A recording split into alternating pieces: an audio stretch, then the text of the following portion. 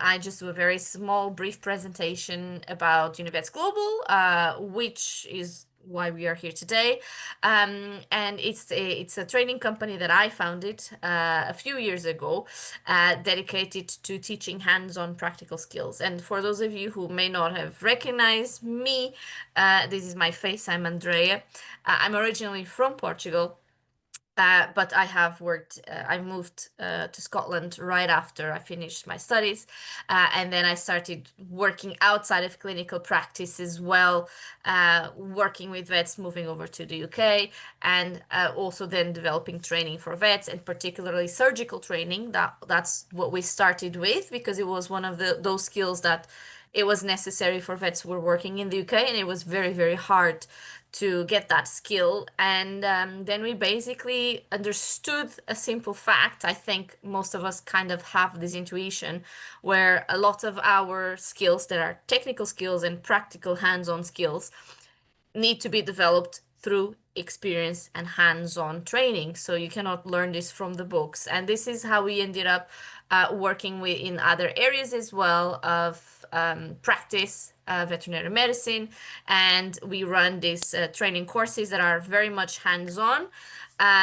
We have a very specific way of developing this, so we make sure that everything is covered, that you guys have all of the theory that you need to learn the skill, and then you have 5 days of learning the skill, just practice without a lot of theory.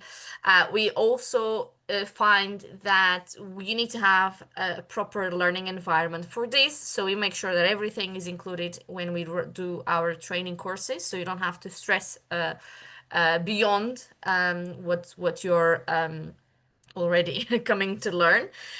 And then we also understand something that I think everyone also gets is that when you learn a certain skill, then you need to keep developing that skill and you need to keep growing that skill. Otherwise, you stagnate a little bit. So whenever we run our trainings, we then provide access to the instructors after those trainings. And for those of you who are wondering what sort of trainings we do, we actually run hands-on training in neutering. So it's one of the courses that we run, and it's actually one of the courses that David has taught for us in the past.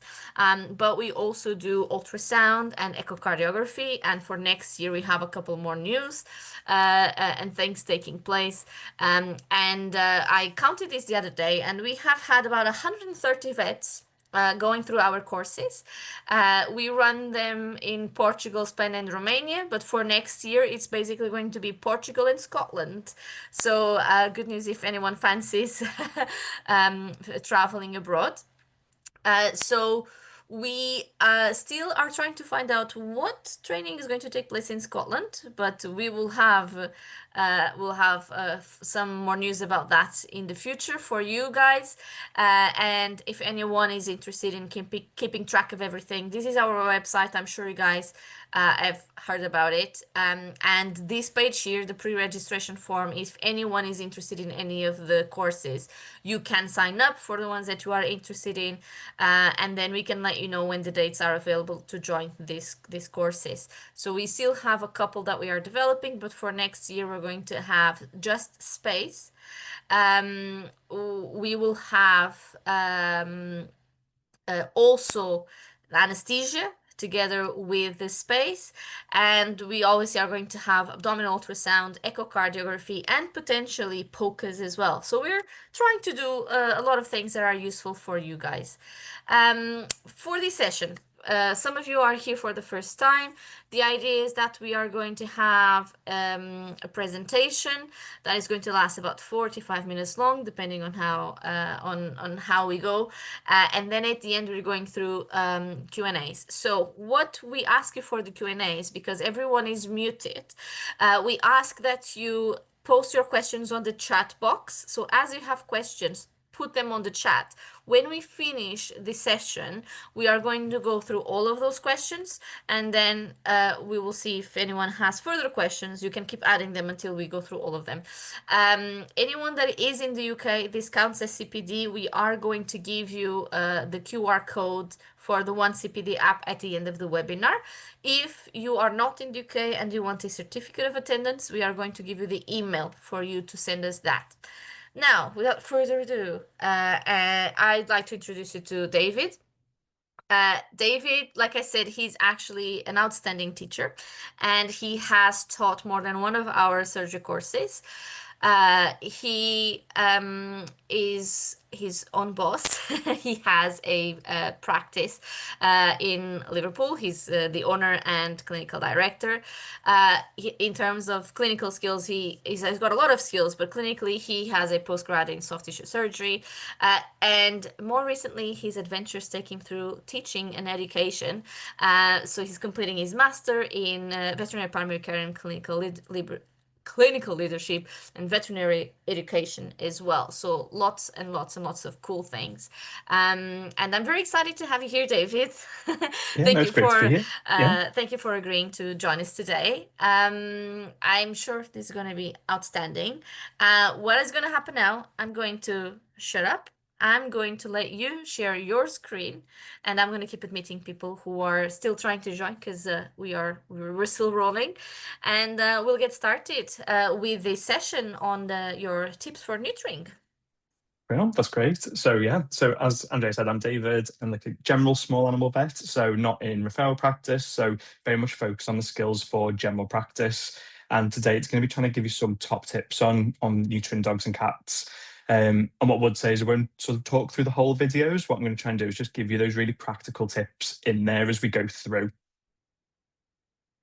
So what we'll go through is sort of the planning. So people often get quite stressed and anxious about surgery. So we'll just quickly go through the planning and how that can really reduce that stress and anxiety before we move on to the actual procedure of canine neutering, feline neutering, and then at the end also dealing with the unexpected. Because it happens, and we just need to have a plan in place that we know what to do to make it as stress-free as possible, or least stressful as possible, because it's never going to be stress-free. So the first thing I'd say is with planning. So it sounds a bit boring, but actually by having a plan for your procedure, your equipment and your team before you get into theatre means that when things aren't going exactly how you want it to, you'll have sort of an automatic reflex and response.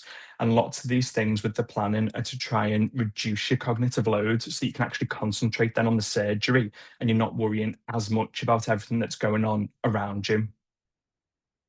So particularly when you're planning the procedure, it's always having an anaesthetic plan and an analgesic plan. So if the anaesthesia or the animal seems more painful, you've got sort of an immediate response in your head. You're not trying to start working out and calculating fluid boluses and additional analgesia that you need to give the patient. I'd always say try and pre-plan ahead and have those numbers written down somewhere so that if you do need to reach for a fluid bolus, if there's some bleeding, or additional analgesia, if the dog's getting puffy under their anaesthetic, you can get those numbers straight away and don't have to start calculating.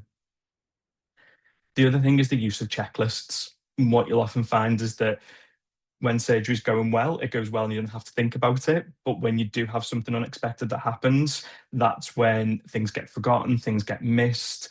So by having checklists where you can check that you've done everything you need to, prepared for the surgery, that you've got all of your instruments and all of your swabs and all of your needles, checking before and afterwards, because it's normally after you've had a bleed in a surgery, that's when it's very easy to lose swabs. So having those things to reduce that cognitive load will actually make the whole procedure less stressful when you're in theatre.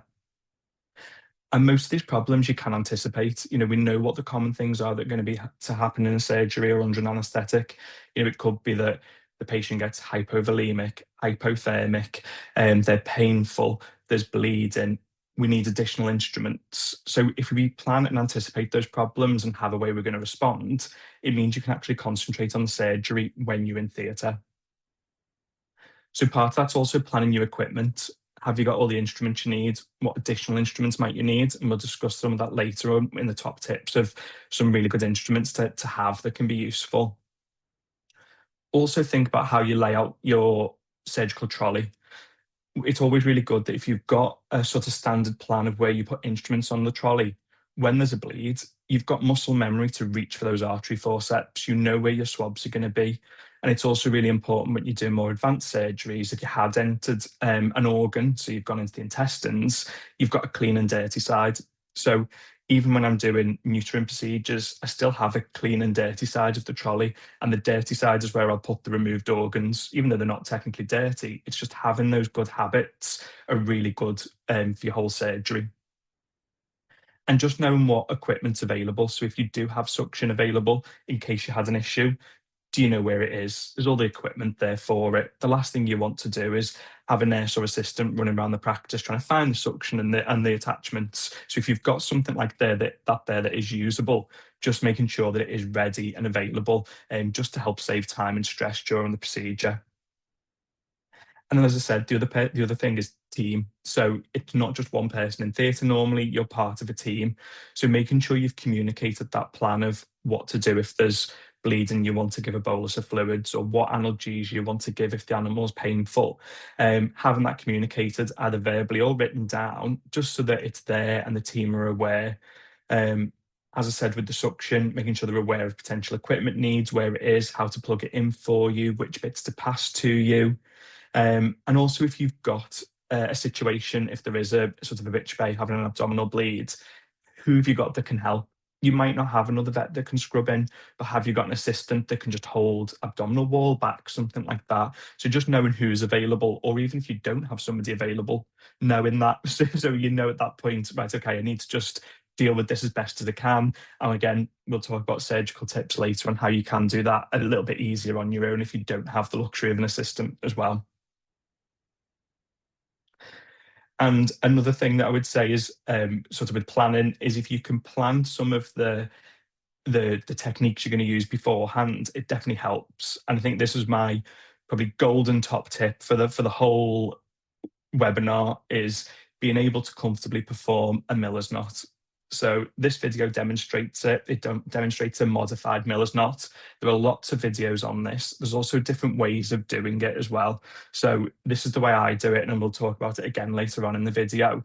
But what I would say is that this is probably the best thing I learned that I was never taught at vet school and wish I had been.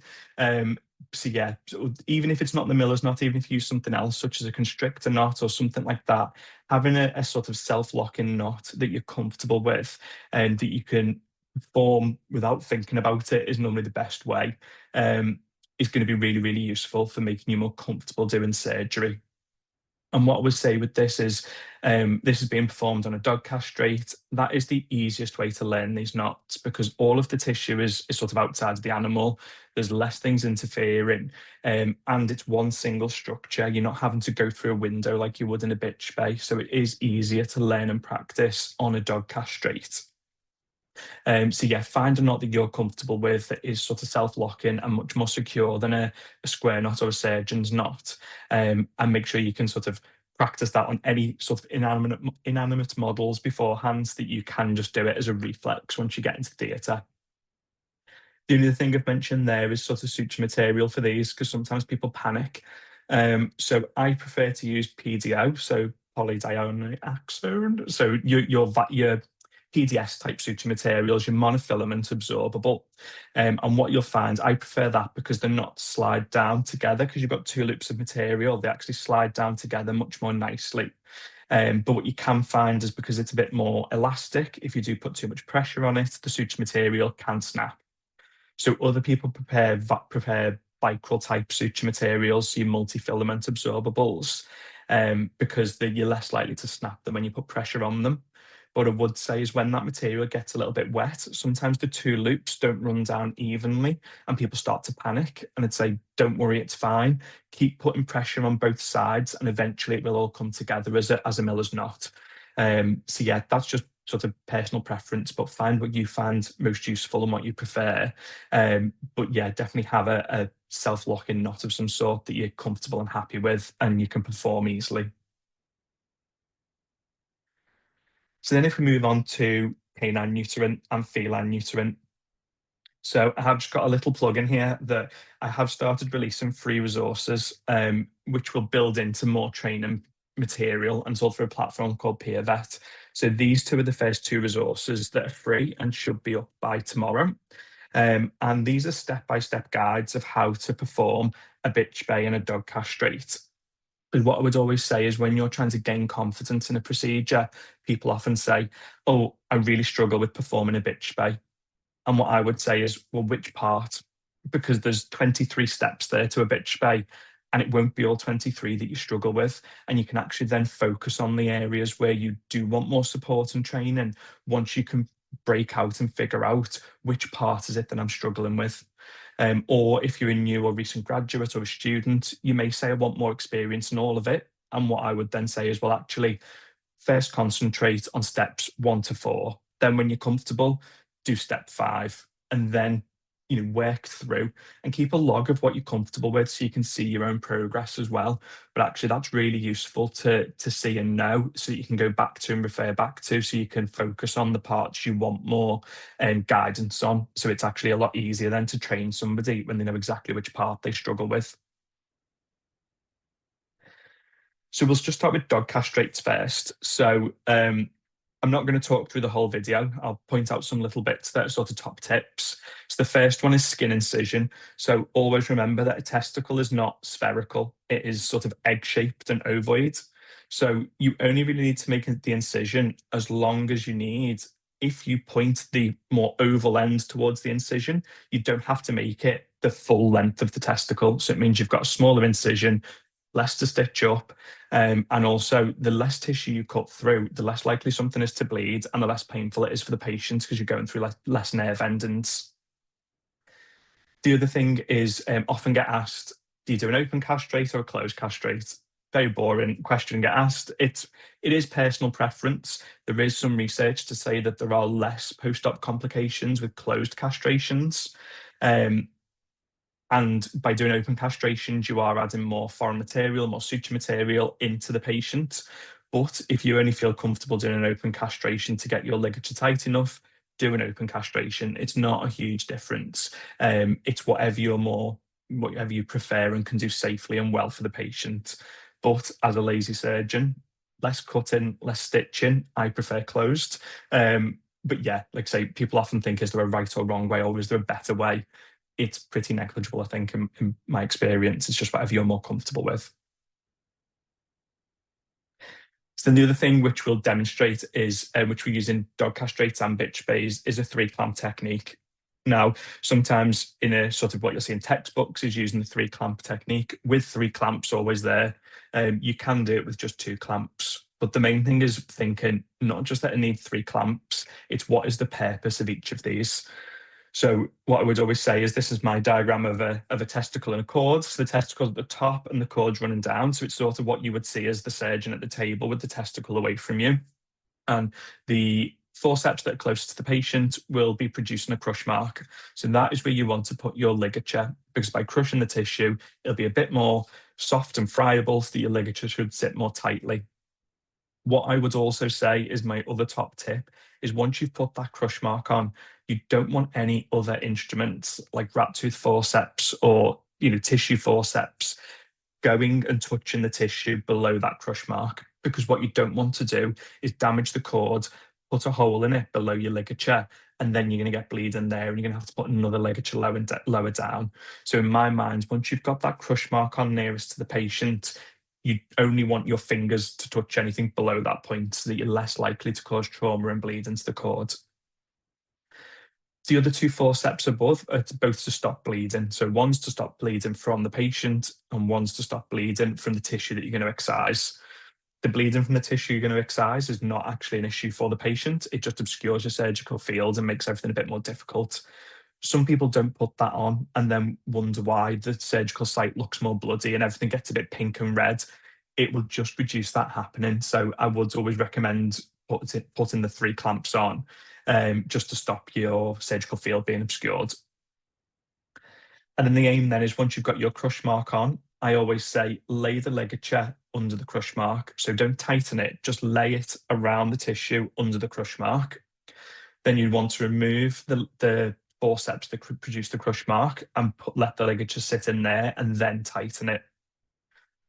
Once that's happened, you can then cut between the two sets of forceps between the patient and the tissue you're going to excise.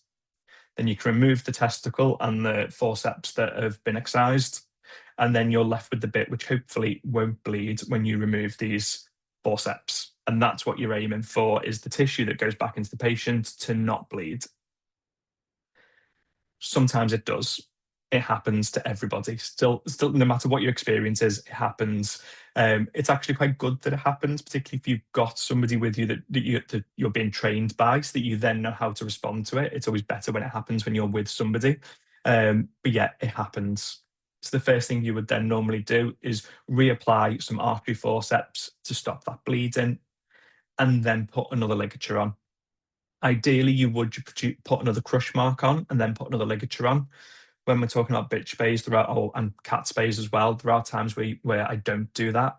Just if I think the tissue is very friable, so particularly in a bitch that's older or fatter, and when you put the forceps on, everything starts to disintegrate a bit. Sometimes you may make the decision, this is only going to get worse if I put a crush mark in. I'm going to decide not to. But in sort of a normal situation, you would want to try and put the ligature into a crush mark. But again, they're not all the same. Each surgery is different, and it is different for that patient. So you've just got to do what is right in that situation. And then hopefully, after you put the second ligature on, you can remove the forceps and the bleeding is no longer happening. So this just demonstrates the 3-clamp technique. So top tips here are the two that are to stop the bleeding, so the two that are furthest away from the patient. Always try and use forceps that are the same shape. It gets a bit awkward if you have a curved and a straight forceps very close to each other that you need to cut through. Sometimes it's hard to then get the scalpel blade through. So that's one top tip. The second one, which if you just replay the video, what you'll see is I actually, on the second clamp, I put it just above the crush one and then sort of slide it up as it's squeezing the testicle. So just squeeze there and then sort of drag it up a little bit. And that just takes some of the blood out of the end of the tissue that you're going to leave in the patient. So I wouldn't do that on a bitch spay, but on a dog castrate, it's really useful to do. The other thing you'll find as I'm doing dog castrates and bitch spays, I make a big use of swabs.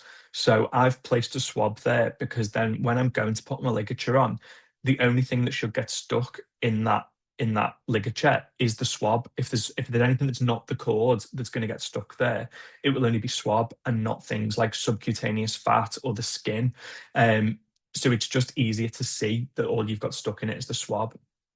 And the final top tip for this was the turning the forceps over afterwards. So you can see that I lay all of the clamps on and then turn them all over. It gives you better visualization of the cord under that bottom set of forceps where you want to lay your ligature. And then at that point, it means it's easier when I go to put the miller's knot on to actually get the suture material underneath. So I do have silly little rhymes for how to remember how to do this. So when you hold the suture material, I always throw the first end away, sort of behind the tissue, go under and grab it, pull it around my fingers, and then throw it away again. So throw it away again, go under the tissue, grab it. So you've got 2 loops that go around your fingers, and then you go through both of the loops to grab that free end. So again, these videos are going to be there to keep watching in the recording afterwards as well, because it takes a bit of time to see. There are other ways of doing it that aren't exactly the same as that, and there are sort of normal miller's knot and modified miller's knots. But the concept is that you develop 2 loops and you put a throw around both of those that then form the miller's knot, and then put square knots on top to secure that miller's knot. And generally I put about 4 or 5 square knots on top after I've placed the miller's knot, just to secure it in place. So then moving on to the bitch bay. So this is broken into a few videos, and again, I'm just going to try and do the top tips more than anything. So the first thing is the incision and the skin incision. Everyone always asks, oh, well, I was told in the textbook says start so many centimeters caudal to the umbilicus and make it so many centimeters long. That's probably ideal in the average dog. This is my nurse's 75 kilo Bernese Mountain Dog, so it's not an average dog. It's a deep chested, large dog. So I've made that incision at the umbilicus, and I often do start at the umbilicus for that. Mainly because, in my mind, the most difficult part of the procedure is going to be placing the ligatures on the ovarian pedicle. So to get better visualization, I prefer to start the umbilicus to be a bit more cranial. And then the length of the incision, again, is based on the size of the dog. So I think this one's probably about 6-7 centimeters. And I always say I start with that size and then decide if I need to extend it. I don't like to start with a very large incision, and that's not just for aesthetics. The bigger the incision, the more likely other things are to come out. So it's really inconvenient when you make your incision very long and then you've got intestines trying to pop out through the hole. Whereas if the hole is actually too small for all those intestines to come out, you can only get the uterus out. It's then much easier to put ligatures on later because you've got less tissue getting in the way. Another top tip, subcutaneous fat, is my advice is always try and dissect down towards the linea alba. I often see a lot of people dissecting quite laterally to that. And I think you're just opening up more dead space to then potentially have seromas form. So I always say just try and go down onto the midline. If you do need to go laterally so that you can identify that midline, go laterally, but try and keep it as close to the midline as possible. The other thing, which I'll just go back and show, which is slightly different when I'm making my muscle into the midline muscle, into the linea alba, is I pick up the tissue and use, because the fat is quite well attached at the linea alba, I pick it up with the fat attached to the linea alba and pull it towards myself. So it's at a bit of an angle, and then make a very small incision through the linea alba. And because I'm pulling it towards myself, it's actually easier, because if you've dissected all that fat away, it's often quite difficult to grab the midline because it's so slippy. Whereas if that fat's still well attached to the side, you can use it to pull it up towards you. And then make a small incision, and then I put the scissors in blunt and open them just to separate that tissue a little bit, because if you put them in blunt, you're not going to hit anything underneath. You will see then that I just hold up the edge of the muscle and extend the incision with the scissors. And that does come with time and confidence. I think the standard thing that you would start by doing is using your tissue forceps to put them in, or fingers to put them in, to lift the body wall away. And then you can either use a scalpel blade or scissors to cut the linea alba either between your fingers or between the forceps that are retracting the body wall away from the underlying organs. And the only other thing I do at the end as well is I actually just stretch with my fingers a little bit. It just relaxes that tissue a little bit. So you don't have to extend the incision as long. If you just give it a bit of a pull and let everything relax a little bit, I find it is a bit easier to get in then as well. So then once you've got your incision and you're in the abdomen, the next thing is to find the uterus and exteriorize it. So the technique you'll see here that I normally use is I just use a finger and go down the body wall. And in this dog, it's not easy, which is why you can see I'm using my other hands to sort of hold the body wall in place because she's so big. Run your finger down into the gutter at the bottom of the abdominal wall and use your finger sort of like a spay hook. So I personally don't like using a spay hook, and there's no problem with them, but that's just my personal preference. The reason for that is, although it is blunt-ended, you can still poke it through mesentery, omentum, and pull things up that you don't really want to. With time, if you do start with a spay hook, I would say even then, once you've found the uterus, get used to feeling the uterus because it feels different to intestines. Also get used to feeling the fat of the broad ligament because that feels different to the fat of the mesentery, the fat of the omentum, and the falciform fat as well. So it sounds silly, but fat is different, and you will get used to feeling what it's like. So even if you get it out of the abdomen and feel those tissues and feel that fat, with time and experience, you can actually feel that in the abdomen with your finger in there as well. So yeah, try and start looking at it and even pull out a little bit of omentum and a little bit of broad ligament with fat in it and look at it, and you'll find that the fat of the uterus is normally more yellow and a bit more bobbly. And it sounds silly, but you will see the difference and you'll start to feel the difference between them. And it actually makes it easier to identify what you want to exteriorize at that point as well. The other technique is, particularly when you're starting out with trying to find the uterus, is if both horns and the body of the uterus all meet together in a Y just under the bladder. So if needs be, that's normally the best place to look, where the most uterine tissue will meet and you're more likely to find it. It does mean having a longer incision because you need to go more caudally to be able to look under the bladder. But when you start, it is better to do that than be searching around with a finger for 20 minutes and not find anything. My top tip is split it into sort of 4-minute blocks. So if I spend 4 minutes looking for the uterus in that technique of using my finger as a spay hook and I can't find it, I change the technique and go to something different. Otherwise, it's very easy to lose concept of time. And that's where you then keep doing the same thing over and over and expect a different outcome. And I'm sure that's a sign of madness, is doing the same thing over and over and expecting a different outcome. So I normally say chunk it down. And if you do something for 4 minutes and you're not making progress, change the technique. So know these different techniques to try and be able to use it, just in case your normal preferred one doesn't work. So then once the uterus is found, it's then going to be working cranially to try and find the ovary. And the step here that you want to do is you want to be able to visualize the pedicle so that you can place your ligatures comfortably. So following it cranially, what you will see here is I put my fingers behind the pedicle. So they're currently sat behind the pedicle, and I'll just go back and pause it there. So there. So you'll see that the fingers of my left hand are behind the pedicle and between the pedicle and the body wall. So that's really useful because then it means I know that if I did put my forceps in to apply a crush mark, if I slide them between the pedicle and my fingers, nothing else can get stuck in those forceps. The other thing you'll see is that I'm holding the ovary pretty much perpendicular to where it sits in the body. A lot of what I see is people getting the ovary and trying to bring it caudally.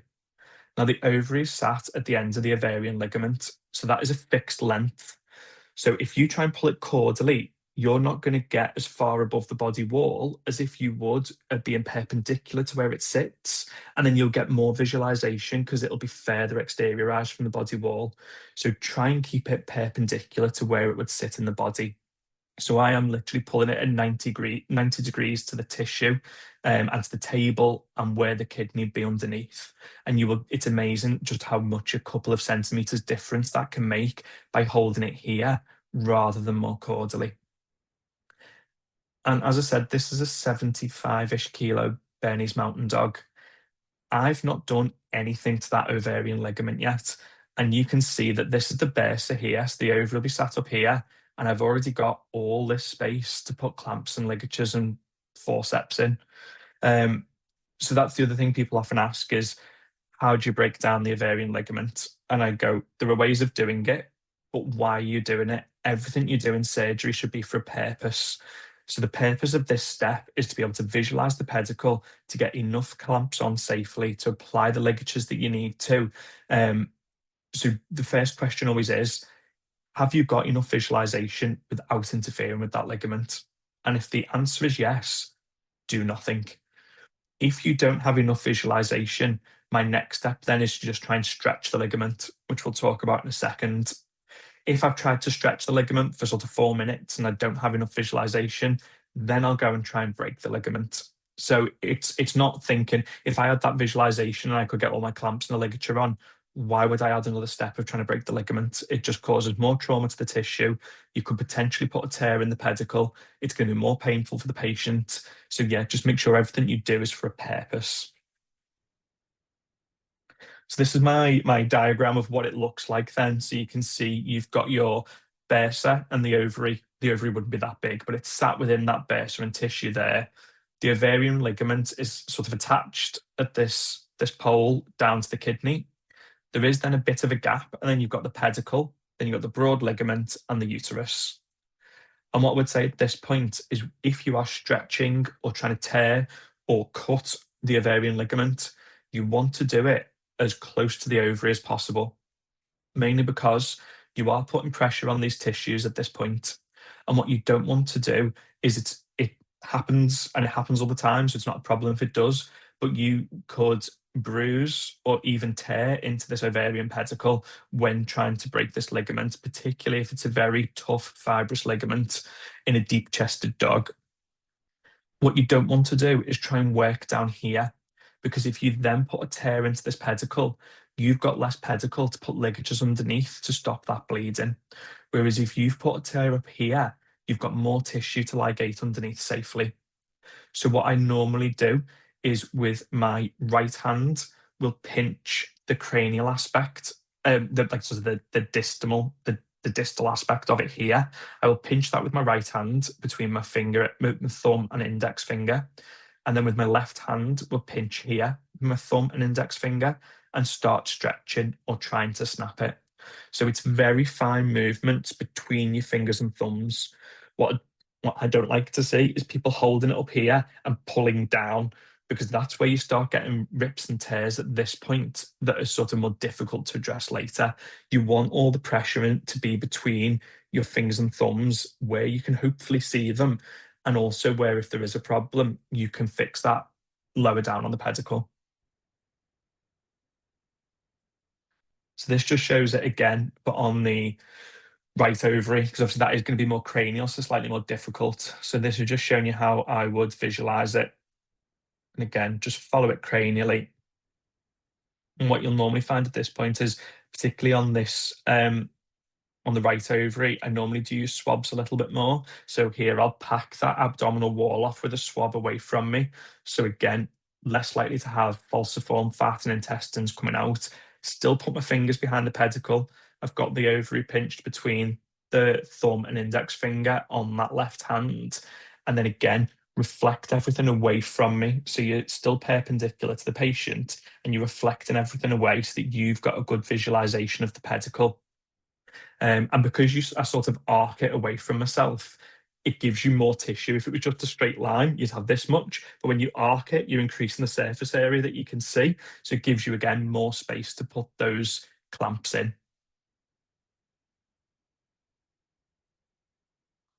So again, this is then the next step where we've either, if we needed to, if we've broken or stretched that ovarian ligament, then we want to produce a window. And this is another important point that I see sometimes where people particularly can make mistakes or get stuck. So you want that window to be in an avascular area. And sometimes people panic too much that they need to be close to the pedicle so that the ligature's tight, so there's not this excess broad ligament in there, which is important. You don't want to be putting a window over here and having all this excess broad ligament that needs to be within the ligature, which means it might then be more difficult to get tight to stop bleeding. But there is a vessel that sort of runs up the side here, doesn't go in the pedicle this way, it runs into the uterus that way. And people will often put the window between the vessel that runs up the side and goes down the uterus, so that then when they've put their ligature here, and then cut this tissue, they have a lovely bleed here at this bit. So you want to make sure the window is not only outside of the whole pedicle, but also includes this extra little vessel that runs around the edge. Otherwise, that does bleed enough to cause significant issues that you need to go and address. And then what you find is you've then got to put another ligature around all this point here because that vessel's sat there. And no matter how fat the dog is, you normally find if you fan out the broad ligament enough, there is an avascular bit there somewhere. For some reason, anatomy likes to produce one single avascular bit. What you often find is that the fatter the dog is, it's often a bit more deep down and also not as big as in a thinner dog. But you will often find there is this window that was made perfectly for us to perform surgery on. It is just trying to find it. And then we do the 3-clamp technique the same, but obviously it's just a bit more difficult to do because we've got more tissue and we need to place these clamps through a window. So what I would say is top tip for this part is normally I run the clamps in the other way. I've just put them on the left because it's easier to see on the image, but I normally run them in from the right over to the left. Again, same as before, you want these 2 clamps to be the same shape, so either straight and straight or curved and curved. And the other thing is when you put them in, the pedicle isn't cylindrical. It's ovaloid again, like a testicle. It's sort of an oval shape. It's not perfectly cylindrical. So make sure that your instruments are actually going in parallel to the plane of that oval. I've seen people try and go in sort of, if it was for me, go and put them directly in towards the screen. So they're sort of 90 degrees to the shape of the pedicle. So yeah, just try and make sure they're always parallel to the shape of the pedicle. Again, if you do put them in perpendicular, you're going to squeeze the tissue more and cause more trauma. And I think it's more likely to then be friable and start to break down. And then same as before, you lay the ligature underneath, then remove the crush mark, slide the ligature up into it, and then tighten it. Cut between the top two, remove that tissue out of the way. Hopefully then we don't have bleeding. If we do, top tip is the use of Alice tissue forceps. So I'll show you in the next slide how in a big dog like this, I will always use Alice tissue forceps to check for bleeding. And Alice tissue forceps are much better because they've got a smaller surface area but grip quite tightly on the pedicle without occluding any of the vessels in the pedicle, so you can see if it's actually bleeding or not. If there is bleeding, we then need to apply a clamp at the top to stop the bleeding. Unless it's a very friable dog in a bitch bay, I will try and put a crush mark underneath unless it's very fat and friable. Lay the ligature underneath, slide into it, and then again, check and hopefully there's no bleeding. So this is just demonstrating that because again, you can see my fingers are behind this pedicle so that when I put the forceps in, they should slide between my fingers and the pedicle so we don't get body wall, skin, fat stuck in that clamp. I'll skip forward slightly just in the interest of time. This is me doing the miller's knot. So what you can see is that it is more difficult to do because you need to get the suture material through the window. And what you can find here is it's actually quite difficult to find the window. So what I will do is another top tip is I will then stick a finger through the window and leave it there to keep it open. Then put forceps under my finger to try and then be able to grab the suture material. And it's the same as before. You want to go around, and we're going to go around twice. And see, I just held the suture material and passed it under the end of the forceps. I sometimes see people letting go of the suture material here and then trying to re-put the hand under or instruments under to grab it. I would say just take the end, get the very tip of it, and just slip it under all of the instruments there. It's a bit annoying. We've got these markers on the instruments that sometimes get stuck on, but if you don't have those markers, it's even easier to do it that way. Yeah, the other top tip with the miller's knot is what you can see is I then put the throw on. So when I lay the knot to start with, I'll go back slightly. So I've lay the knot, and what you'll find is that all the pieces of suture material are not perfectly positioned under both of my forceps at the moment. You know, at the tip here, at the tip over here, you can see that they're sat above the forceps. That's just because it's easier to lay the miller's knot at that point. Once I put that first throw on, that knot is secured, and then I pinch the two ends, and then you can wiggle these loops under both of the forceps.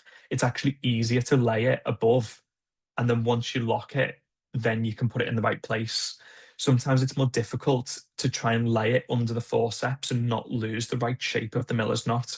So I try and get it in place, put that first throw on, and then keep my finger and it's pinched together and it won't fall to pieces. Otherwise, if the loops start moving before you put that lock on, you can start losing that miller's knot and it gets more difficult. So yeah, I lay it and then go, right, okay, well, this loop here is above the top of the forceps. So I just wiggle it underneath. And now the whole miller's knot is sat under the forceps. The other thing I'll do is go backwards and forwards quite a lot. So I'm just laying it nicely against the pedicle. I go back, check that there's no fat or body wall stuck, and I'll go backwards and forwards every time I tighten that knot, just to make sure nothing slipped into the ligature. And you'll see when I do the sides, I use swabs normally there as well to try and stop anything sort of poking out and popping into the ligature. So I've just removed the bottom clamp so that I can then move the ligature into the crush mark. So you can see here, I've only actually not done a full 3 clamp technique. This is because it then makes it more difficult with all the metal work in the way. So what I haven't put on yet is the clamp that stops the bleeding back from the tissue I'm going to excise. So the one that's going to go sort of under the ovary to stop bleeding from the uterus and the ovary back into my surgical site, because it just makes it easier to not have all that suture material there. Other top tip is, you can see I'm using the back of my hand here to keep those forceps reflected over so that I can see better. So get used to using the back of that hand to hold those forceps in place while you tighten the suture material. As well, when tightening the suture material, you'll see I'll grab the suture material in my hand and wrap it around my fingers, but the pressure that I use to tighten it is with my thumbs going down. I try not to pull the ends of the suture material because that's more likely to then snap along that length of suture material. Whereas if you're applying pressure down onto the knot with your thumbs, it's more likely that the pressure will go down and not put excess tension on the suture material and snap. So you can see I'm pushing down with my thumbs each time to do that rather than just pull. You'll get a much better idea on what the tension's like as well, because again, it's a more fine movement than just pulling with your hands, particularly in a fat bitch bay as well. When you pull the suture material ends and it just runs through your hands, it's slippy and slips out. It's much less likely to slip when it's between your thumbs. But if it does, again, use swabs to dry the suture material and hold it so that it doesn't slip as much. So then I just continue putting the square knots on top of the miller's knot to secure that one then. So then checking for hemorrhage. So I'm going to put my clamp on. That's going to be the one that stops the bleeding back from the excised tissue, and then cut between the two. So when I cut between the two, again, you'll see I put my finger through the window here. So my finger is going through that window because that holds all of that broad ligament back and out the way, and then cut along the top of the artery forceps that is stopping the patient from bleeding. I leave my finger there. Probably not the safest sometimes, but in my mind, I would rather know if I'm going to cut something that's not the pedicle, I'll feel it touch my finger before it cuts some other tissue, before it cuts broad ligament or a bit of intestine that's popped up behind. If your finger is through that window, the only next thing you should cut is your finger rather than other tissue, so it will make you be more careful. And then this is me using the Alice tissue forceps to clamp a bit of fat and then remove the forceps that are stopping bleeding from the patient. And at this point, give that pedicle a good squeeze. There is going to be blood between the ligature and the cut end, and you want to remove that so that you know that any blood you see is because the ligature is not tight enough. It then means that you can leave the Alice tissue forceps on as you lower the pedicle into the abdomen, because when it's exteriorized, the elasticity in the arteries will mean that it's all tight and won't bleed. And as you start to drop it in, if that ligature is not tight enough, as the vessels relax, you will then start to see bleeding. So if it's seen bleeding at that point, I would then just gently pull the Alice tissue forceps up, have the pedicle again, put another clamp on, and put another ligature on. I'm not then having to go and look for it straight away. So it does make life a lot easier by using those Alice tissue forceps. In a big dog like this, I do recommend tying off the broad ligament. If it's a smaller or thinner dog, I don't bother. But top tip again is here, identify the uterus, and the blood vessel that provides the uterus with blood supply runs up next to it. So then put a window next to that vessel and work away from the vessel. Again, I've seen people that then have started tearing from this side towards the uterus, accidentally gone too far, and you tear that vessel that runs up the side of the uterus. It's not the end of the world, it's just more inconvenience and something else to deal with. But if you make your window here and work away, it makes life a lot easier. So here, I'll just put an encircling ligature through that window, tie it off, and then I just cut that with a pair of scissors then, because the tearing motion, if you weren't tying it off, the tearing motion, sort of the elastic recoil of tearing any small vessels stops the bleeding. Whereas because I've tied this off here, I'm just going to cut through with scissors afterwards. So I'll just forward it a little bit. So cut the suture material and then literally get scissors, cut above that ligature, and you can see a nice big fatty end with no bleeding, and just shove it back in and ignore it then.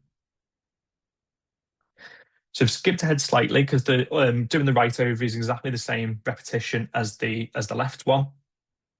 Again, with the cervix and sort of body of the uterus, what I would say is I've done the same. It will be a 3-clamp technique, but the crush mark that I've produced here, I'm laying the ligature, and then I will slide those forceps up to then produce the 3rd clamp. So here I just slide them up. So people often ask at this point about transfixing ligatures. there is no problem with not transfixing. So there's rumors and myths that go around that you have to transfix the cervix. You don't have to. Again, as long as you can do what you need to do, which is to stop bleeding from the arteries up the sides of the uterus, there is no need to do one. But if it is the safest way to do it and ensure not bleeding, then do a transfixing. If I'm happy with a miller's knot, and even in this big dog, I won't transfix. Last week, did a pregnant cat spay and actually did transfix in a cat because I just wasn't happy with the size of the uterus. So again, it is very much tailoring it to the patient and what you see and how confident and happy you are with those ligatures. There's no one rule that you always stick to. The other top tip for the cervix, which I'll skip ahead to, so this is where I've cut off the horns. And what you'll find is, yeah, cut it off. So what we want to make sure here is the vessel either side of the body of the uterus, there's one on the left and one on the right, that they don't bleed. So I will grab the stump with these tissue forceps, remove the clamp that stopped the bleeding, and then actually put that clamp on the body of the uterus in the middle. I've seen it where people have held the cervix or the body of the uterus here with these tissue forceps on the side. They're actually stopping that vessel from bleeding. So even if you don't use artery forceps, even if you use more tissue forceps, make sure that you're holding the uterus in the middle and there is no occlusion from our instruments on either of the vessels either side to make sure you're happy that it's not bleeding. And then give it a good squeeze again, release that blood between the ligature and the cut end so that you can make sure any blood you see is coming from the body below your ligature. And then just watch it as it goes in. And then final thing is just check for bleeding. So top tips with this is I'm just checking with swabs at this point. You want to make sure that you're confident with swab placement before you do this. Again, I've seen people where they've put swabs in to check if there's bleeding, and what they've actually done is put the swab in the abdomen, thought they've gone to the bottom, and they haven't. They sat on top of intestine or omentum or something else, and there's bleeding below that tissue, and the swab is sat sort of in omentum or mesentery or something else. So you need to make sure that when you put that swab in, it goes right to the bottom. And my advice is, when I put my finger in around the swab, I want to rub the kidney. And people panic and go, oh, but if I'm touching the kidney, I'm then going to be rubbing the pedicle too much to put the ligature on. If you can rub the pedicle with your finger and it starts bleeding badly, it needs another ligature. So don't worry about that. What you want to see is that you're in the right place and you've definitely swabbed the right place. And then at the end, so you want to swab the left gutter, the right gutter, and then swab under the bladder to check the cervix for bleeding. If at any point, so you can see on here, it's just sort of a light pink, oozy colour. There's no fresh red blood like here where I've cut the uterus off. If you get anything that you're unsure about, go and check. If you've got any doubts, go and check. It's much easier to fix it at this point than have to reopen the dog 3 hours later and find the bleed.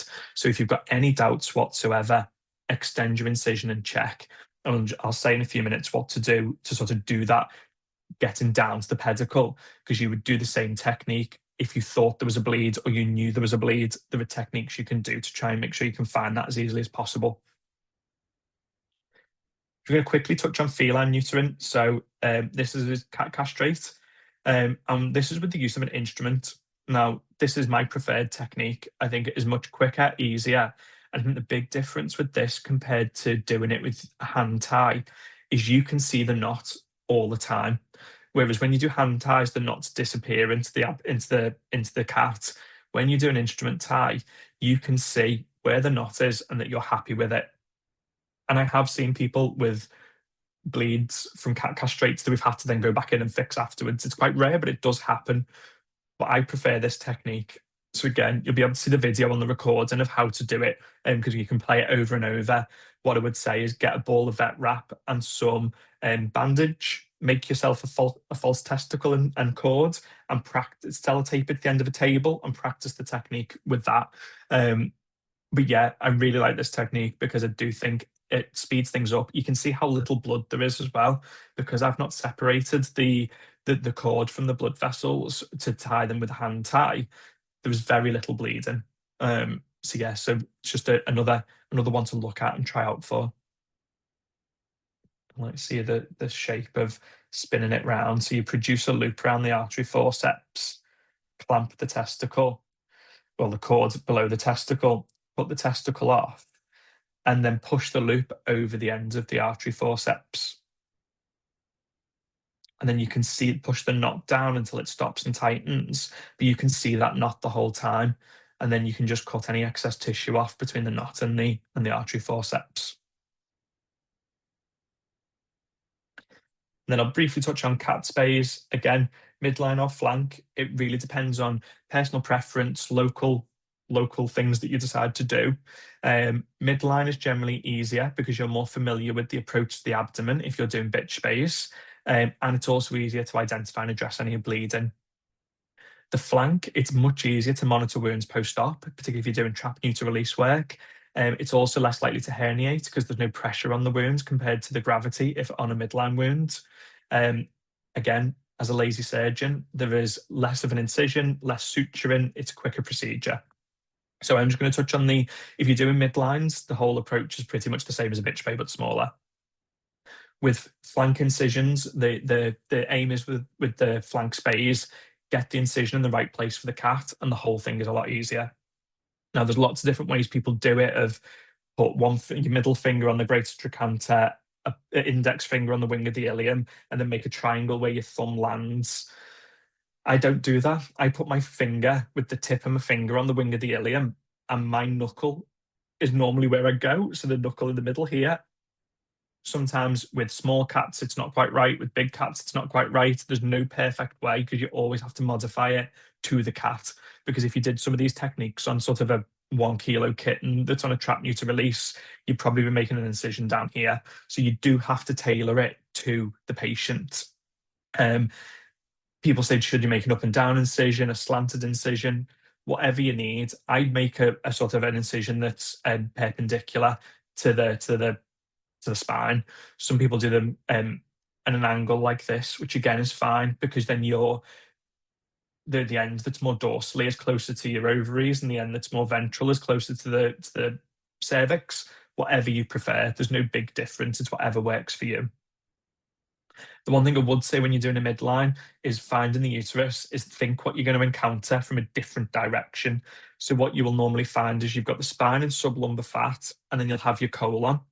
And the uterus is actually sitting behind this sublumbar fat. So if we were to cut the cat in half this way, what you would see in a transverse section is you've got the spine, the colon, the sublumbar fat sits here, and the uterus is here. So what you need to do, particularly in older cats that are fatter, is you need to go sort of up and under this sublumbar fat to find the uterus where it's sat between the colon and the spine. Big top tip is make sure you are only using smooth tissue forceps. This red dot indicates aorta and caudal vena cava. If you start pinching and poking around with rat tooth forceps, you could easily poke a hole in these, which may not be fixable. So yeah, make sure everything's very delicate with what you're doing at that point. The only thing I do slightly differently with tying off cats is I don't do a crush mark ever in a cat. I will just put a ligature to excise along that stays near the patient, and I put the ligature underneath and don't do a crush mark. The other thing I always do is my forceps to stop the patient bleeding, I actually put above the ovary. There's not a huge amount of space here with a cat. So because we know that the purpose of this is just to stop the bleeding back from the uterus and the vessel down the side, I put it above just to try and keep the instruments out of the way. And then otherwise, all the other steps are the same. And then finally, just dealing with the unexpected. So unexpected things are normally anesthetic related or surgery related. So anesthetic wise, by doing that bit at the beginning that we talked about of having a plan for your procedure, you should have an automatic response for all of these situations. If the plane of anesthesia is too light, if the patient's painful, if the plane of anesthesia is too deep, if the patient becomes hypotensive or hypothermic, you should have a response for all of those, whether it's given additional analgesia, given reversal agents, given a bolus of fluids, increasing your methods of warming the patient. But what you want is all of those things ready before, so that you can just refer to your assistant and say, what did they say I needed to give as a bolus if they became hypotensive? And you'll have written, give 20 mils to start with, and then whatever. It just makes your life a lot easier. But all of those unexpected anesthetic things you should have planned and prepared for before the surgery. And then dealing with hemorrhage, which is the one everyone panics and worries about. So the first thing is have a deep breath. It does take quite a long time to exsanguinate through the Riverian pedicle. So have a deep breath, then request assistance. Don't even start trying to fix the problem. Go and get an assistant. You might not need them. You might have fixed it by the time they've scrubbed in, but get that prepared, because then it's one less thing for you to worry about. Then you want to improve visualization. Extend that incision, regardless of how big it was before, extend it. And then what you want to do is, if you've got a bleed on the left side, you want to perform the colonic dam maneuver. So you pick up the colon, shove all the intestines behind it, between you and the colon. And then when you pull the colon out, you'll get a perfect view of the kidney and the pedicle into the left gutter.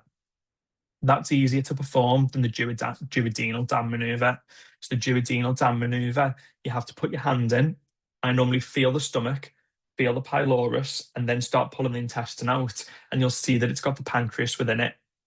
Keep it going back down the duodenum until there's a little triangle of tissue that attaches the last bit of the duodenum to the body wall.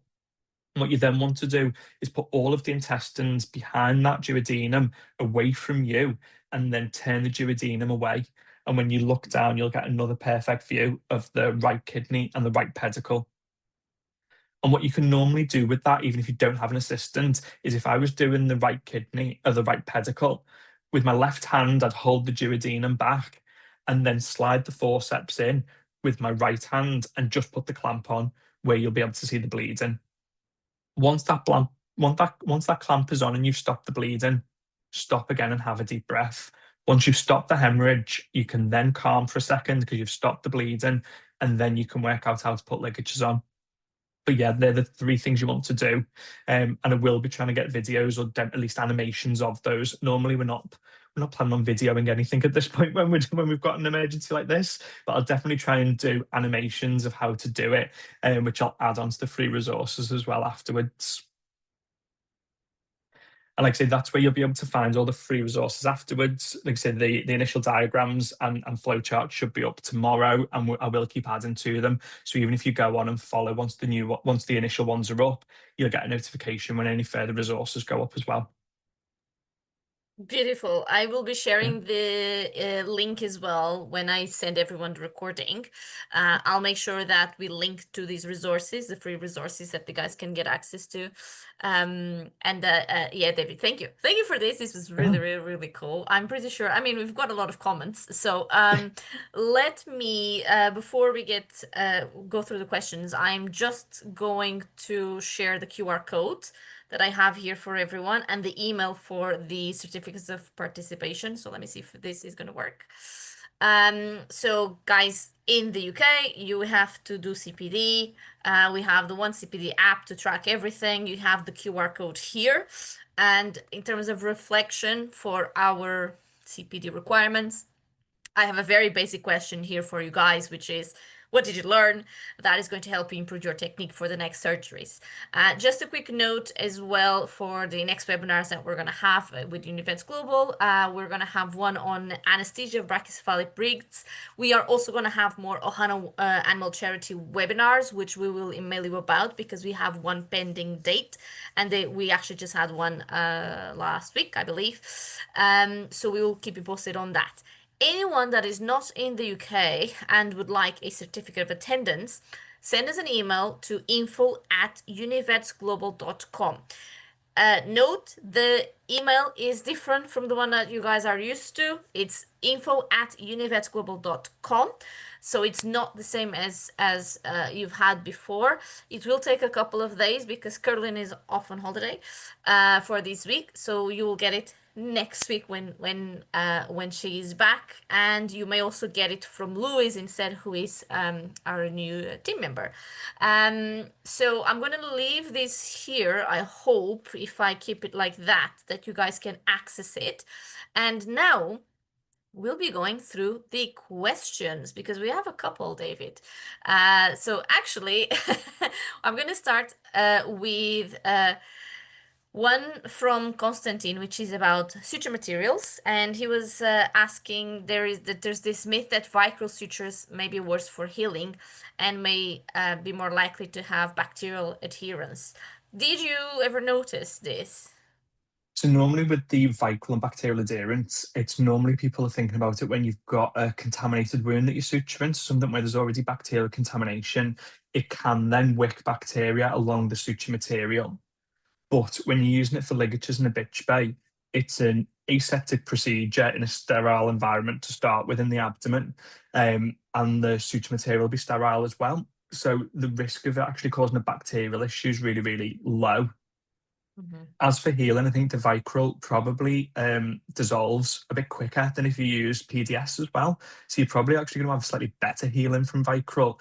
But yes, in this situation, I wouldn't be concerned about bacteria. But yeah, the wicking and the sort of movement of bacteria along it is from contaminated wounds normally, or definitely wounds involving the skin that could potentially wick that way. But yeah, everything in the abdomen, I wouldn't be too worried about. Mhm.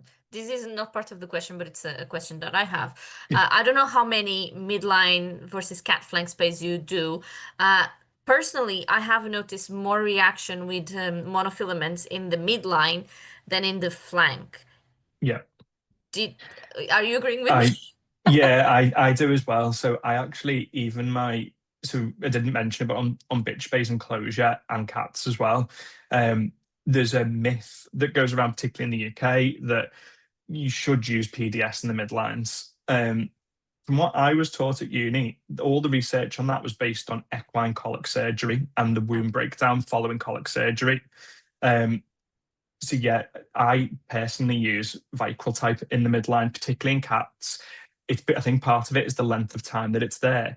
And also the suture is actually physically harder in the PDS. So it does rub and irritate things more as well. Whereas the Vicryl's softer and will dissolve slightly quicker as well. So I think it causes less issues.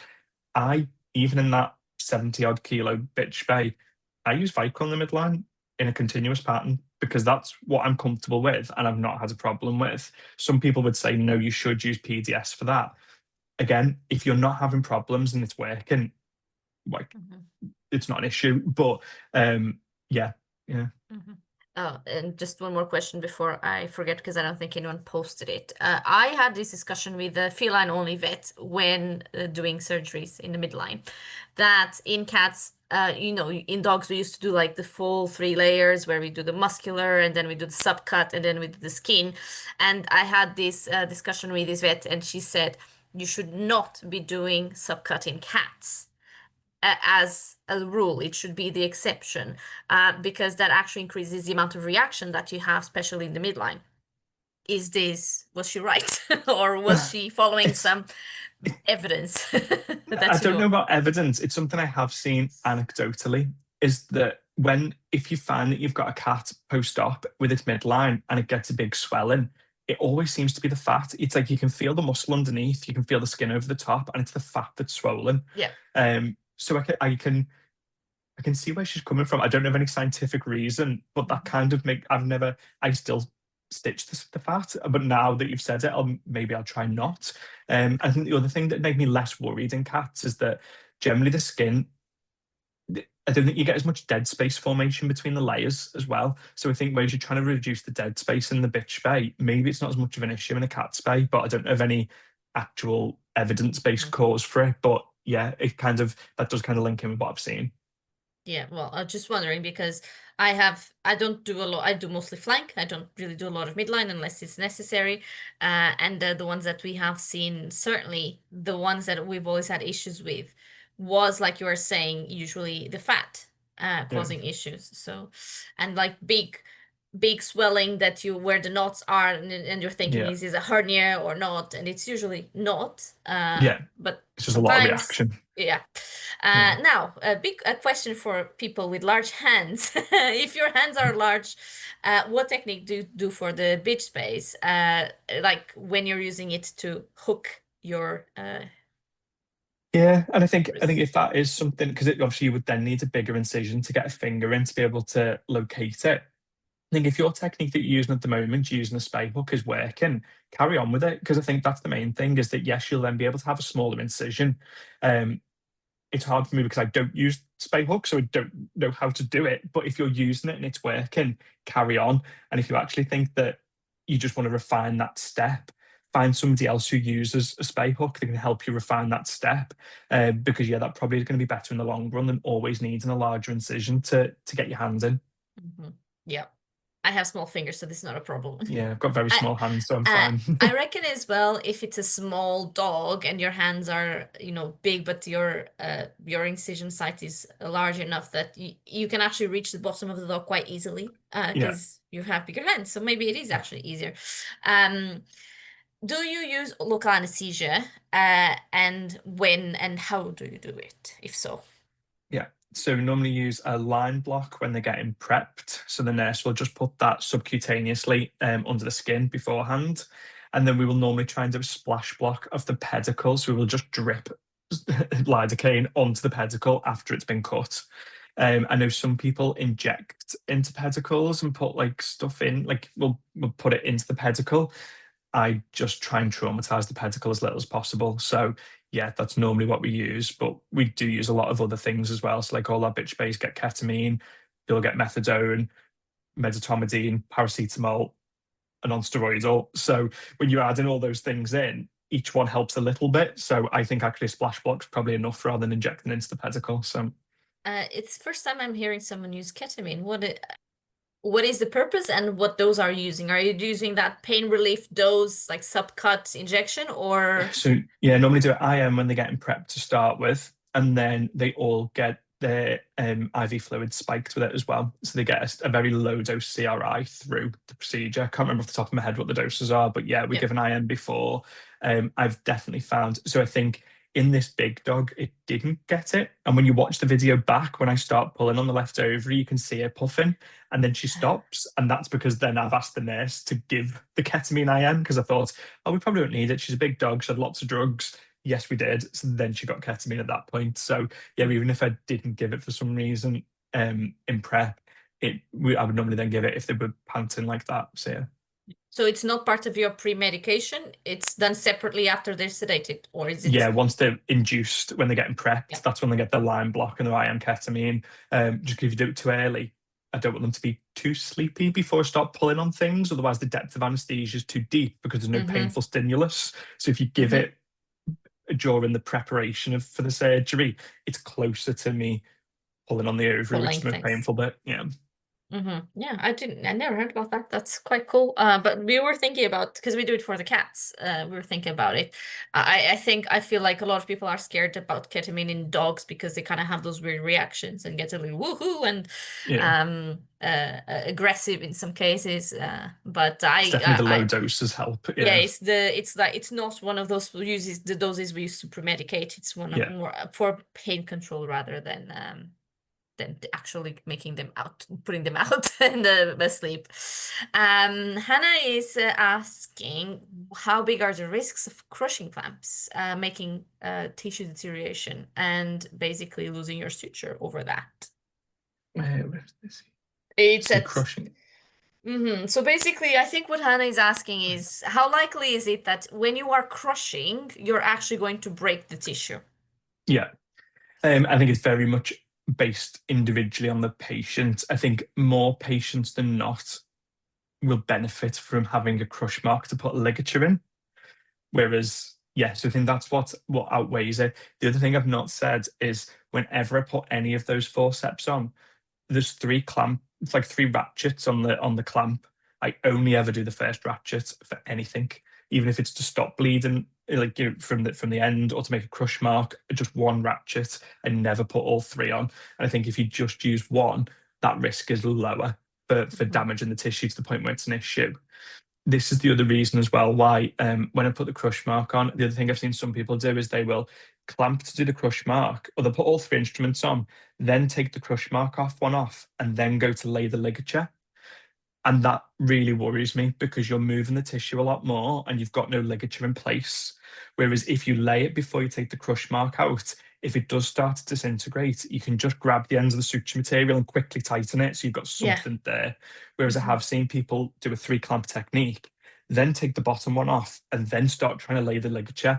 And I'm thinking, you're moving that tissue so much, what was already slightly friable could break even more before you've got a ligature that you can tighten. So yeah, definitely one clamp and make sure your ligature's lay beforehand, before taking it off. Yeah. All right, cool. Constantine is asking, would you recommend fishing for the other ovary in a cat using smooth forceps if you can't get it out? I'm not sure if we're talking about the midline or the flank, but I'm assuming it's the flank. He mentions he's had cases where the ovary is very small and the ligament is very short, and then he's unable to grab a hold. I'm assuming the incision is not quite there. Yeah, yeah. And I think the big thing is normally I never try and look for the second ovary because once I've found the first one, you just follow the uterus back and then follow the follow the uterus caudally to the bifurcation and then go back up the other side. So there shouldn't and there's never normally a point where I would be looking for the second ovary. The big question then is it just because it's a difficult one to exteriorize, which is probably then based on location of the incision. And Mhm. what I would say definitely if you're doing lots of midline cat space, I've seen and heard that people who do lots of midline actually start slightly cranial to the umbilicus and Uh-huh. then go to slightly caudal. So it's sort of the umbilicus is in the middle of their incision because that's then a little bit more cranial and it's even easier for them to do the surgery that way. So Mhm. yeah, it's probably more trying to get the incision right. Yeah. Mhm. Do you have any thoughts on one ligature versus two ligatures? Um, Andrea knows my answer to this. So I only ever do one ligature as long as I'm happy with it. There is nothing to say you need to do two. So my advice on that is if you're putting two ligatures on, it's because you're not confident with your ligatures. So I would say then work on getting more confidence in doing the ligatures. If you're confident in the ligature and you put two on, one of them is pointless. So yeah, if you're confident with doing ligatures and you put two on, one of them is just for aesthetics because the bottom one is going to be stopping the bleeding. So that's the big thing, really. And then in my mind is what's the point in putting two? There's no point in putting two bad ligatures on because it'll just bleed through both of them. So one of them has to be good. So it's then getting that confidence to make sure that you're happy with that. Um, so yeah, if I put a ligature on and then I go and recheck and go, oh, I'm really not happy with that. I'm going to put a second one on. That's different. It's because I'm not happy with that ligature. I Yeah. don't do it as a routine. It's doing, you should do everything for a purpose. And there's no purpose to putting two good ligatures on. Yeah. But I'm a I lazy think surgeon. no, I think, but wasn't it you that told me once it's better to have one good ligature than two bad ones? Yes. Yeah. Yeah. That's pretty sure that's Yeah. principle. So we know that you use ketamine in dogs. I assume you also use ketamine in cats as part of the Yes. pre-med. Yeah. Well, I still completely triple cats. Yeah. So they do get intubated and Hmm. maintained on oxygen, isoflurane if they need. But yes, we still triple cats. That is mainly for procedural ease in the practice. Mainly because it means then I can have another nurse that's prepping my next cat because they don't require a vet to induce to effect. So Hmm. that's why we've stuck with that procedure. So it really Yeah. speeds up the number of cats we can neuter, and have found that they do have really nice anesthetics when we use medetomidine, methadone, and ketamine together. So Yeah. Yeah. Do you normally add midazolam or not only necessarily? for the small ones, only for cats under 2 kilos, we add in midazolam. Yeah, so Hmm. Hmm. Ah, cool. Is there a reason for using it only on the small ones? So it's just based on the so in the UK is the RSPCA kit Hmm. and neutering protocol that was set up Yeah. by the RSPCA. So we use that, and they've only got midazolam included up to 2 kilos, and then there's no midazolam over. I think it's because it's an off-license medication. So you should have Yeah. a clinical indication for every use, not a blanket policy. So Okay. yeah. Makes sense. A little bit off topic, true, but suggestions and recommendations for rabbit space. Rabbits. I don't mind a rabbit spay. So the difference in rabbits is the bursa and the ovary are very long and mobile. It's very easy to get the bursa, and the ovary is still in the abdomen. So make sure you've got the ovary. The ovary is normally very easy to see and visualize in a rabbit. It's quite big, it's bobbly. So yes, the first thing is that never crush for a rabbit. Never create a crush mark to tie into. It will just disintegrate and disappear. The big thing for rabbits is the blood vessel I was talking about that sometimes people don't include in sort of cats and dogs that runs up the side is actually in the middle of the broad ligament in a rabbit. So you want to make sure that you tie that vessel off separately. So I would say you're going to actually end up always tying off the broad ligament, but you need to make sure that that big vessel is in that ligature. So normally I'd tie just under the ovary, and the vessels there aren't too big, to be honest. Um, then tying the broad ligament for that vessel, and then at the cervix. The other thing I would say in rabbit is my incision is extremely caudal. So if you have the rabbit prepped and ready, I actually go sort of from the last nipples slightly cranially. So it is an extremely caudal incision, because the other thing is that, again, you're never going to be able to find the ovary just by looking because of all the intestines and cecum. If you lift the body wall up when you've gone just by the last two nipples, if you look underneath, if you pick the body wall up, you'll normally just see the uterus sat there. But if you don't make your incision caudal enough, it's very difficult to see that and get to it. Mhm. Cool. I think I've only done 2 rabbit space, and I was told, pretend it's a cat, and make sure, don't forget it's got 2 cervixes. Yeah. Yeah. Um, Oh yeah, two cervix as well. how much do you worry about getting the whole of the cat uterus? Because people were like, don't leave things in the horns, and Yeah. yeah. So this is very much again kind of I think this was probably this story and this sort of this technique that we all do is probably based on historic poor surgical technique. So what you need to think is, again, why are we doing something? We want to stop it getting pregnant, stop it getting a pyometra. They're the main things. We need a progesterone surge for that to happen. If we remove all of the ovary, we have no progesterone surge, so there's no influence on the uterus. So if you were sending your dog for a laparotic procedure, we only remove the ovaries, we leave the whole uterus. So why do we stress about getting the whole uterus in dog or cat when we've removed the ovary? So there is no need to remove everything. Often in cats, particularly if they're in season and I can't get down to the bifurcation, I'll remove 2 horns separately and do like a subtotal hysterectomy. Very rarely do that in dogs, but other people now do open ovariectomies only, and they are Mhm. essentially doing, the way we do it in veterinary, we actually always remove the tip of the uterus anyway. So it's technically a subtotal hysterectomy. We do take some of the uterus. We don't care when we do it as an ovariectomy or as laparoscopy, because we know we've taken the source of the progesterone and the hormones. So I think this comes from people having bad surgical technique, leaving ovary in, and we're relying on the fact that they removed all the uterus, that they wouldn't then get a stump pyometra. Mhm. So Mhm. actually, if we remove all of the ovary, we don't really need to stress about the uterus. Yeah, unless you go in and surgically the uterus looks abnormal and pathological, then you'd want to remove it all. Yeah. Otherwise, if it looks normal, you could just do an ovariectomy. And I've got lots of vets nearby that just do ovariectomies open now, even without laparoscopy, because Mhm. they can make a smaller incision more cranially. And I believe in the UK, statistically, when there's more abdominal bleeds from bitch bays, the bleeding's often from the cervix and not the ovarian pedicles. Oh. I've heard, I don't know how true it is, Mm. but yes, that's what I've heard. So actually, if you don't have to deal with the cervix and the 2 big vessels down there at all, we may actually make the procedure safer. So, but I still Oh. do a full ovarian hysterectomy. So Yeah. Yeah. Okay. Yeah. Final question, I think. What is your opinion on osseoligation in cats? Do you recommend it or not? I've never done it, but would love to be able to do it. So this is another thing that I would like to learn, because in my mind, as we said with cats and the suture material in the midlines and cats and vaccines, they just like to react more a lot to everything.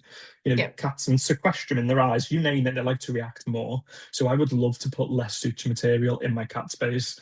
That should be one of my points, is to go away and learn how to do it in practice. Because yeah, I think it is a very good technique. I can, from doing autoligation in the cat castrates, I'd love to practice and do it in cat space. So yes, definitely would advocate for it. I just need to go and practice. Yeah. All right. David, I think we covered all of the questions for tonight, and we already extended a little bit of time. So, I want to thank you again, David. It was really, really good. I'm pretty sure everyone that has joined has agrees with this. For everyone that is still here, I want to thank you as well for joining us.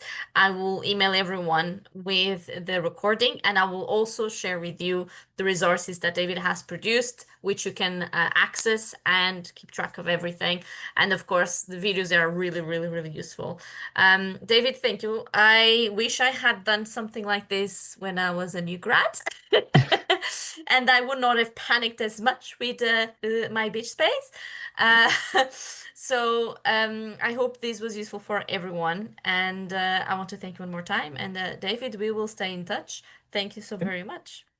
Have Thanks a a good lot. night, everyone, or good day. We'll see you on the next webinar.